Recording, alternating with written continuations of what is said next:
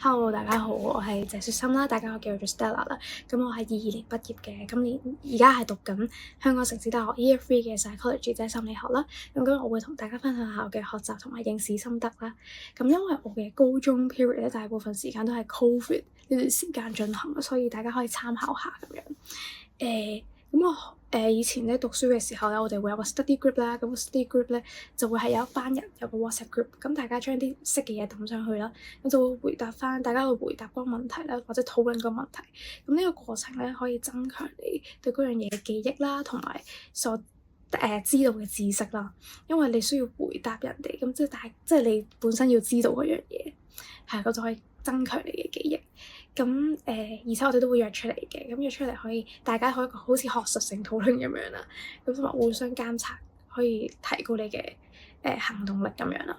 咁我考試嗰陣時都係 COVID 啦，咁你就其實唔係太約到出嚟，咁大部分時間都係屋企自己一個人奮鬥啦。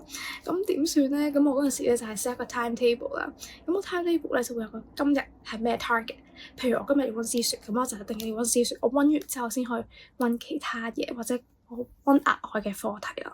咁當然我唔會一日真係溫一科，因為咁樣好悶啦，自己都唔會想溫落去啦，所以我會 set 幾科嘅 target 咁樣。跟住所以同埋另外咧就係點樣去釋放你嘅 stress 咧？因為如果你太大壓力嘅話咧，你嘅 performance 都唔會好嘅。咁我就會係揾啲興趣啦，譬如我練琴啦，同埋去織下 DIY，即係織下嘢咁樣啦。咁就減輕你嘅壓力啦，令到自己會更加投入，即係將去做每一樣嘢嘅時候都更加投入啦，而唔係俾自己好大壓力咁樣啦。咁你嘅 performance 都會好啲。咁大家都可能好驚。如果我 DSE 上唔到大學點算啦？咁其實我咧都唔係直接上大學嘅，我係經過阿蘇之後先上大學啦。咁阿蘇經過2年嘅學習咧，咁你就可以銜接翻上大學。但係其實呢2年都唔簡單嘅，呢2年咧你可以讀到你你想讀個科啦，就銜接翻上大學。